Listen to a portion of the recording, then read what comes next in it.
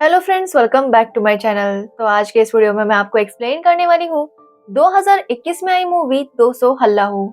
ये मूवी एक real incident पर बेस्ड है। तो चलिए विदाउट वेस्टिंग टाइम मूवी का एक्सप्लेनेशन स्टार्ट करते हैं। मूवी स्टार्ट होती है एक कोर्ट से, जहाँ से बहुत सारी औरतें मुंह ढककर बाहर जा रही थी। तभी वहाँ पर पुलिस ऑफिसर समीर आता है और उसे कुछ अजीब सा लगता है। वो कोर्ट रूम के अंदर जाकर देखता है तो वहाँ पर हर तरफ लाल मिर्च की पाउडर पड़ी थी। ऐसा लग रहा था कि वहाँ किसी ने होली खेली है। तभी समीर जब अंदर जाकर देखता है तो वहाँ पर एक आदमी का खून हुआ था। उस आदमी का नाम बल्ली चौधरी है और शायद उन्हीं औरतों ने उसे मारा था। बल्ली चौधरी को बहुत बेरहमी से मारा गया था, यहाँ तक कि उसका प्राइवेट पार्ट भी कट कर दिया था। जिसके बाद वहाँ पर कमिश्नर आता है, क्योंकि ये केस काफी ज्यादा बड़ा था। एक कोर्ट के अंदर कुछ औरतें आती हैं और एक आदमी को मारकर चली जाती हैं। कमिश्नर खुद इस बात से काफी ज्यादा शॉक था, इसलिए वो जल्द से जल्द इन्वेस्टिगेशन स्टार्ट करता है। तभी एक पुलिस ऑफिसर कमिश्नर को बताता है कि जब वो बल्ली चौधरी के साथ कोर्ट में था, तभी वहां पर 200 औरतें आई। सभी औरतों ने अपना मुंह ढका हुआ था और वो उनके ऊपर मिर्ची पाउडर डालने लगी और कुछ ही टाइम में उन सब ने मिलकर बल्ली चौधरी को मार दिया। यहाँ पर कमिश्नर को ये भी पता चलता है कि वो सारी औरतें लोअर कास्ट की थी और वो एक बस्ती में रहती है और वहीं पर बल्ली चौधरी का आना जाना था। जिसके बाद कमिश्नर इस केस को आगे इन्वेस्टिगेशन करने के लिए कहते हैं। तो वही हम आशा नाम की लड़की को देखते हैं, जो उसी बस्ती में रहा करती थी। आशा की माँ उसे कह रही थी कि उसे ये गांव छोड़कर जाना चाहिए, नहीं तो वो प्रॉब्लम में फंस सकती है। लेकिन आशा का कहना था कि उसने जो किया है वो सही है, इसलिए वो यहाँ से कहीं नहीं जाएगी और पुलिस को भी सब कुछ सच बता देगी। जिसके बाद एसआई पाटिल उसी बस्ती में जाता है और वहाँ पर पूछताछ करने लगता है कि किसने बल्ली चौधरी को मारा। वहाँ पर सब लोग चुपचाप खड़े थे और वो उसे कुछ भी नहीं बता रहे थे, लेकिन वो काफी ज्यादा फोर्स कर रहा था। तो आशा सामने आकर उसे कुछ बताने वाली थी, लेकिन आशा की माँ उसे रोकती है और कहती है कि उसका बाहर रहना जरूरी है। जिसके बाद एसआई पाटिल काफी ज्यादा गुस्सा हो जाता है और वो 5 औरतों को अरेस्ट करके ले जाता है। जिसके बाद आशा अपने बस्ती के कुछ लोगों को लेकर पुलिस स्टेशन उन औरतों से मिलने आती है, यहाँ तक कि उसे थप्पड़ भी मारता है। तभी वहाँ पर एक लेडीज कांस्टेबल आती है, जो आशा को समझाती है कि वो अभी यहाँ से चली जाए। तो वही अरेस्ट की हुई औरतों को कपड़े उतार कर उन पर काफी ज्यादा टॉर्चर किया जा रहा था। जिसके बाद आशा वहाँ पर कुछ लोगों को लेकर आती है और प्रोटेस्ट करने लगती है। वहाँ पर तभी एक लोकल पॉलिटिशियन आता है और सबको ऐसे दिखाता है कि वो उनके साथ है। वो पुलिस स्टेशन के अंदर जाकर पुलिस ऑफिसर से कहता है कि उन औरतों को छोड़ दो, लेकिन पुलिस ऑफिसर कहता है कि अगर वो आदमी उनके साथ है तो उसे भी अरेस्ट कर लिया जाएगा। जिसके बाद वो पॉलिटिशियन वहाँ से चला जाता है। जिसके बाद हम पूर्णिमा को देखते हैं, जिसे एक आदमी कॉल करके बताता है कि पूर्णिमा को इलेक्शन का टिकट मिल सकता है, अगर पूर्णिमा उन औरतों की मदद करे जिन्हें अभी पुलिस ने पकड़ा था।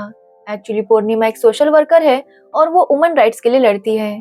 पूर्णिमा डिसाइड करती है कि सबसे पहले वो एक कमेटी स्टार्ट करेगी, जो सारे सबूत इकट्ठा करेगी और उन औरतों को इंसाफ दिलाएगी। इसलिए पूर्णिमा विट्ठल डांगले नाम के एक आदमी से मिलती है, जो कि एक जज थे और काफी ज्यादा होशियार थे। विट्ठल डांगले पूर्णिमा से पूछते हैं कि इस कमेटी में और कौन कौन होगा। तो पूर्णिमा बताती है कि इसमें अनवर शेख होंगे, जो कि एक लॉयर थे और वो अक्सर गरीबों की मदद करते हैं। तीसरे है प्रोफेसर असवर है और चौथी है जर्नलिस्ट पूर्वा।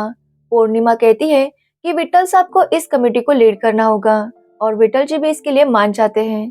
तो वही आशा जब प्रोटेस्ट करके अपने बस्ती में वापस आती है तो उसकी मुलाकात उमेश से होती है।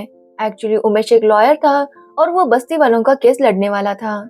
लेकिन आशा उमेश को देखकर काफी ज्यादा शॉक थी, क्योंकि वो पहले भी मिल चुके थे।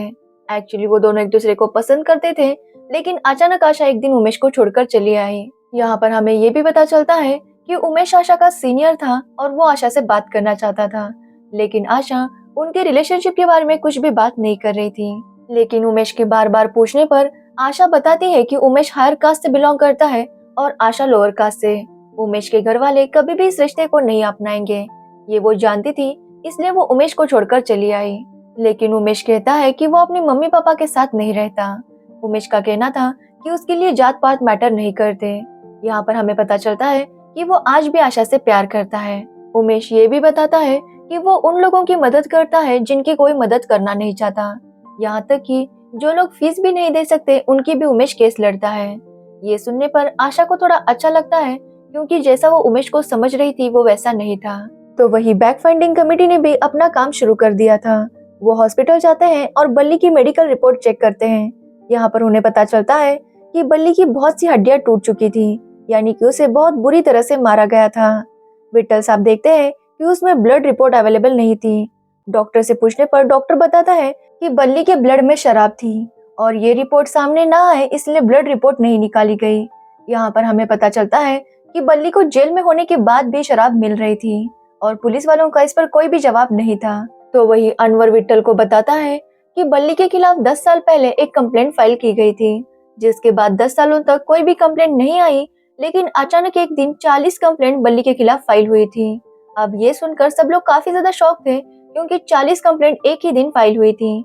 वो सारी कंप्लेंट रेप और मोलेस्टेशन की थी और उन्हीं कंप्लेंट की वजह से बल्ली को अरेस्ट किया गया था और उसी की पेशी के लिए वो कोर्ट गया था, लेकिन तभी उसका मर्डर हो गया। अब बैक फाइंडिंग कमेटी डिसाइड करती है कि वो बस्ती में जाकर सबसे पूछताछ करेगी। वो वैसा करने लगते हैं, लेकिन कोई भी उन्हें कुछ भी नहीं बताता। तब उन्हें समझ आता है कि सारे बस्ती वाले कुछ तो उनसे छुपा रहे थे। तो वही आशा एक दिन विट्ठल से मिलने आती है। आशा विट्ठल से कहती है कि जिन औरतों को अरेस्ट किया गया है वो बेगुनाह है और विट्ठल को भी उनका साथ देना चाहिए। आशा विट्ठल को बताती है कि वो औरतें भी विट्ठल के ही कास्ट की हैं। ये सुनकर विट्ठल कहता है कि वो इस बेसिस पर केस नहीं लड़ता कि कौन उसके कास्ट का है और कौन नहीं, उसके लिए सब लोग एक हैं। लेकिन आशा कहती है कि जब उन्हें हर वक्त याद दिलाया जाता है कि वो लोअर कास्ट से बिलोंग करते हैं, तो वो अपनी कास्ट का मुद्दा क्यों ना बनाए। आशा बताती है कि उनके साथ किस तरह के जुल्म होते हैं। जब भी वो पुलिस स्टेशन कोई कंप्लेंट फाइल करने के लिए जाते हैं, तो उनके साथ किस तरह का बर्ताव किया जाता है, यहाँ तक कि उन्हें अपने हक के लिए हर बार लड़ना पड़ता है। लेकिन विट्ठल का कहना था कि वो न्याय देखते वक्त जात पात नहीं देखता, उसका बस एक ही काम है, कॉन्स्टिट्यूशन को फॉलो करना, और वो वही करता है। जिसके बाद सीन कोर्ट में शिफ्ट होता है, जहाँ पर उन औरतों की केस चल रही थी। अपोजिट लॉयर का कहना था कि इन्हीं 5 औरतों ने बल्ली को मारा है। एसआई पाटिल को वहाँ पे बुलाया जाता है और उसका भी यही कहना था। वो बताता है कि जब वो बल्ली को लेकर कोर्ट में आ रहा था, तो वहाँ पर बहुत सी औरतें खड़ी थी। जब वो बल्ली को लेकर अंदर आ गया, तो अचानक वो सारी औरतें अंदर आ गई। सबने मुंह ढका था और वो बल्ली को बेरहमी से मारने लगी। पाटिल बताता है कि उसने बल्ली को बचाने की कोशिश की, लेकिन औरतों ने उस पर भी हमला कर दिया, जिस वजह से वो बल्ली को बचा नहीं पाया। पाटिल बताता है कि वो सबके चेहरे तो नहीं जानता, लेकिन इन 5 औरतों को उसने देखा था। वहाँ पर एक राजू नाम का बंदा भी था, उसने भी उन 5 औरतों को देखा था। राजू भी यही बयान देता है, जिस वजह से उन 5 औरतों को उम्र कैद की सजा होती है। जिसके बाद विट्ठल उन औरतों से मिलने जेल चला जाता है। वो ये जानना चाहता था कि उन्होंने बल्ली चौधरी को क्यों मारा। वो एक औरत को पूछता है, तो वो औरत बताती है कि उसकी एक बेटी थी रितु। अचानक एक दिन बल्ली और उसका एक दोस्त रितु के पीछे पड़ गए। रितु इस बात से गुस्सा हो गई और उसने बल्ली को थप्पड़ मारा। जब उस औरत को पता चला कि रितु ने बल्ली को थप्पड़ मारा है, वो रितु के पास गई, लेकिन तब तक बल्ली वहाँ पर आ चुका था और उसने सबके सामने रितु का रेप किया।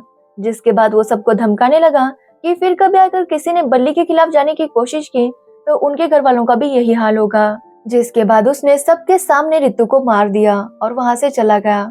कोई भी कुछ नहीं कर सका। जब विट्ठल ये सब सुनता है, तो उसे काफी ज्यादा बुरा फील होता है। अब उन्हें आगे की कहानी भी जाननी थी, इसलिए वो उस बस्ती में चले जाते हैं। वहाँ पर उन्हें एक नेहा नाम की लड़की मिलती है, जो आशा की दोस्त थी। नेहा बताती है कि बल्ली ने जब रितु के साथ ये किया, तो उसकी हिम्मत और बढ़ गई थी। वो बार बार किसी भी लड़की को तंग करता और उसके साथ ये सब कुछ करता। नेहा बताती है कि बल्ली की इन हरकतों से बस्ती वाले तंग आ गए थे, लेकिन वो कुछ भी नहीं कर पा रहे थे। इसलिए बल्ली ने एक रूल बनाया था कि जिस भी लड़की को वो चूज करेगा, उस लड़की को खुद उसके पास आना होगा। एक दिन उसने नेहा को चूज किया और नेहा को उसके पास जाना था।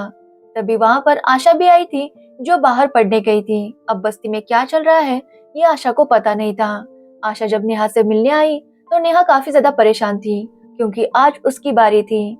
आशा को नेहा कुछ भी नहीं बताती और आशा वहाँ से चली जाती है।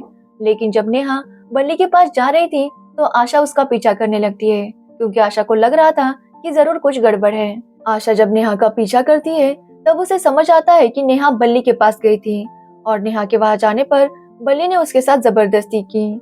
आशा ये सब कुछ देखती है, लेकिन वहां पर चुप रहती है, क्योंकि अगर वो कुछ बोलती तो उसके साथ भी वही होता जो नेहा के साथ हुआ। इसलिए आशा अगले दिन बल्ली के खिलाफ कंप्लेंट फाइल कर देती है। जब नेहा की माँ को ये पता चलता है, तो वो आशा को बहुत डांटने लगती है, क्योंकि उन्हें डर था कि पता नहीं अब बल्ली उनके साथ क्या करेगा। तभी वहां पर बल्ली को भी पता चल गया था कि आशा ने उसके खिलाफ कंप्लेंट की है। इसलिए बल्ली भी आशा को ढूंढता हुआ बस्ती में आ गया था। ये देखकर आशा अपने घर में जाकर चुप जाती है।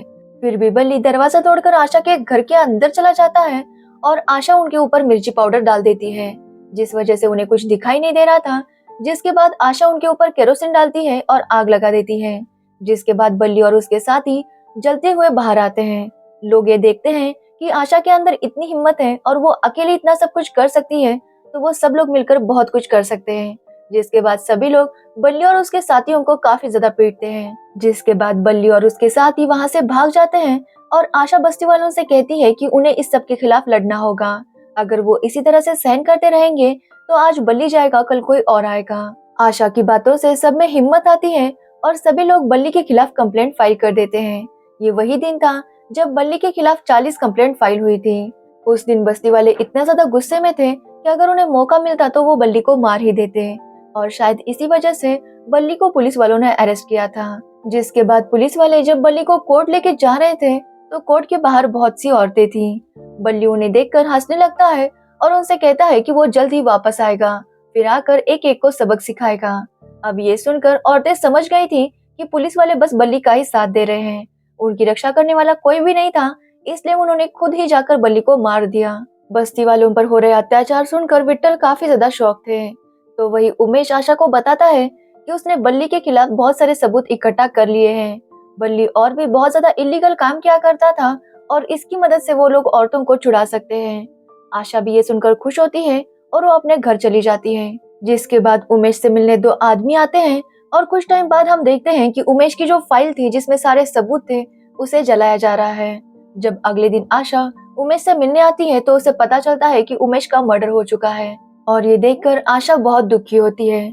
तो वही पूर्णिमा भी विट्ठल से कहती है कि उन्हें अपनी कमेटी बंद करनी होगी, क्योंकि उसके ऊपर भी काफी ज्यादा प्रेशर बढ़ रहा था कि वो अपनी कमेटी को बंद करे। जिसके बाद विट्ठल आशा के पास जाते हैं और उन्हें भी पता चल गया था कि उमेश की डेथ हो चुकी है।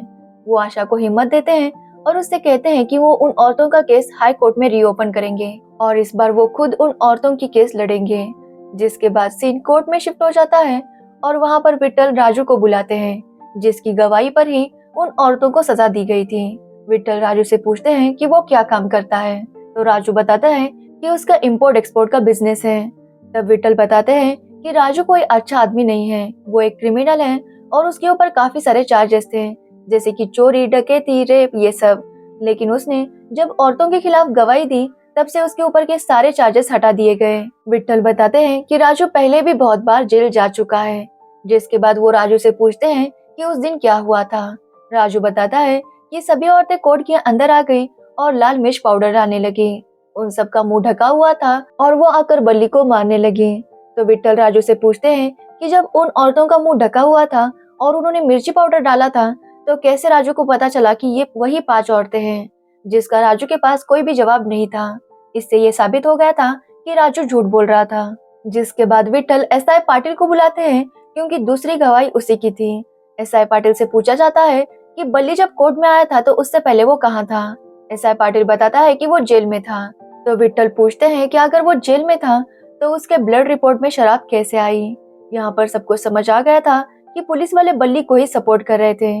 जिसके बाद दूसरे पुलिस ऑफिसर को बुलाया जाता है और वो बताता है कि पुलिस वाले किस तरह बल्ली की मदद कर रहे थे। तब विट्ठल साहब कहते हैं कि सब लोग बस यही पता करने में लगे हैं कि बल्ली को किसने मारा, कोई ये नहीं पता कर रहा कि बल्ली को क्यों मारा गया। जिसके बाद विट्ठल बल्ली ने इन औरतों पर क्या क्या अत्याचार किए हैं वो बताने लगते हैं। विट्ठल का कहना था कि अगर लॉ इन औरतों को प्रोटेक्शन नहीं दे सकता तो इन औरतों को सजा भी देने का उसे कोई हक नहीं। लेकिन अपोजिट लॉयर का कहना था कि विट्ठल जो भी कहे, लेकिन इन औरतों ने बल्ली को मारा है, ये औरतें मर्डरर हैं और उन्हें सजा होनी चाहिए।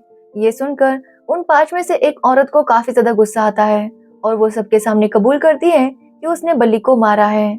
जैसे ही वो ये बोलती है बाकी की औरतें भी बोलने लगती है कि उन्होंने बल्ली को मारा है। जिसके बाद वहाँ की सभी औरतें बोलने लगती हैं कि उन्होंने बल्ली को मारा है और यहीं पर ये सीन खत्म हो जाता है। जिसके बाद लिखा हुआ आता है कि उन 5 औरतों के खिलाफ कोई भी सबूत नहीं था और उसी की वजह से उन 5 औरतों को रिहा कर दिया गया और यहीं पर ये मूवी एंड होती है। तो ये थी इस मूवी की स्टोरी। इस मूवी की सबसे ज्यादा डरावनी बात ये है कि ये सब कुछ सच में हुआ था और हमारी दुनिया में बल्ली जैसे लोग रहते हैं। तो अगर आपको इस मूवी की स्टोरी और मेरा एक्सप्लेनेशन अच्छा लगा हो तो वीडियो को लाइक, कमेंट, शेयर जरूर करना और मेरे चैनल को सब्सक्राइब करना बिल्कुल मत भूलना। Thanks for watching the video.